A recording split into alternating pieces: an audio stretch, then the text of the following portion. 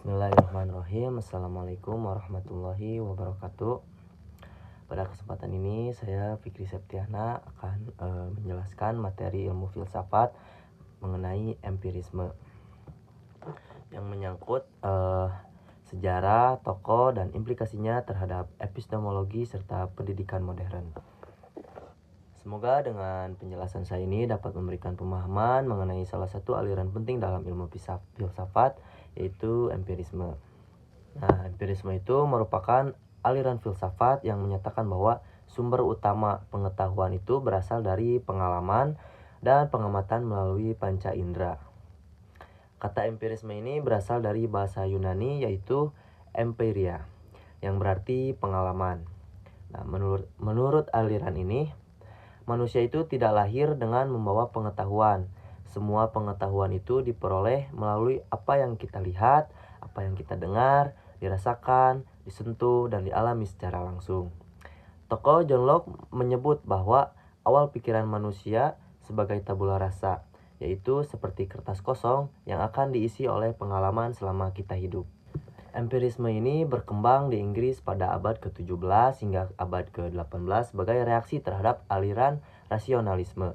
Nah, jika rasionalisme ini menekankan akal sebagai sumber pengetahuan, maka empirisme ini menekankan bahwa pengalaman merupakan sumber utama pengetahuan. Perkembangannya itu dibagi menjadi 3 tahap. Yang pertama, empirisme awal yang dipelopori oleh Francis Bacon. Yang kedua yaitu empirisme klasik yang dikembangkan oleh John Locke, George Berkeley, dan David Hume. Empirisme modern yang menjadi dasar metode penelitian ilmiah dan pendidikan modern, yaitu yang ketiga. Seperti tokoh yang saya sebutkan tadi, berikut adalah 4 tokoh utama dalam aliran empirisme. Yang pertama yaitu Francis Bacon yang memperkenalkan metode induktif melalui observasi dan eksperimen. Kemudian yang kedua, John Locke dengan konsep tabula rasa, yaitu manusia itu lahir tanpa ide bawaan. Kemudian yang ketiga ada George Berkeley dengan teori esse es percipi, yang berarti sesuatu dianggap ada apabila dipersepsikan. Lalu yang terakhir yaitu David Hume yang membedakan antara impression atau kesan pertama dan ideas atau gagasan hasil ingatan. Ia juga bersikap kritis terhadap hubungan sebab akibat yang tidak dapat dibuktikan secara langsung. Lalu di sini ada karakteristik, kelebihan, dan kelemahan dari empirisme, yaitu karakteristiknya yang pertama yaitu pengetahuan berasal dari pengalaman. Kemudian yang kedua mengutamakan observasi dan eksperimen. Lalu menolak adanya ide bawaan serta bersifat objektif, realistis, dan praktis.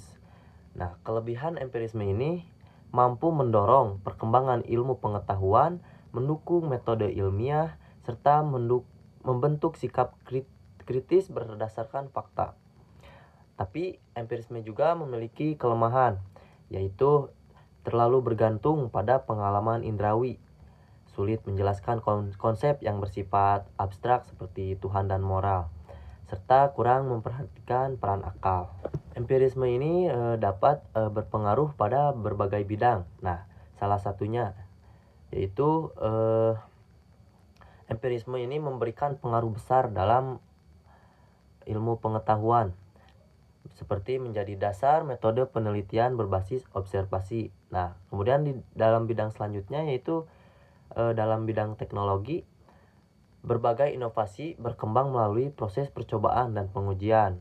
Nah, lalu di bidang berikutnya yaitu pendidikan, empirisme ini mendorong pembelajaran yang menekankan pengalaman langsung seperti praktikum, eksperimen, project based learning, dan problem based learning, sehingga siswa itu lebih aktif dalam proses belajar. Nah, jadi kesimpulannya yaitu empirisme itu merupakan aliran filsafat yang menegaskan bahwa pengetahuan itu berasal dari pengalaman dan pengamatan indrawi. Tokoh-tokohnya seperti yang saya sebutkan tadi, Francis Bacon, John Locke, George Berkeley, dan David Hume, yang memberikan kontribusi besar terhadap perkembangan ilmu pengetahuan, metode ilmiah, dan pendidikan modern. Walaupun memiliki beberapa kelemahan, empirisme ini menjadi salah satu fondasi penting dalam perkembangan ilmu pengetahuan hingga saat ini. Mungkin segitu saja yang dapat saya sampaikan mengenai penjelasan materi ini.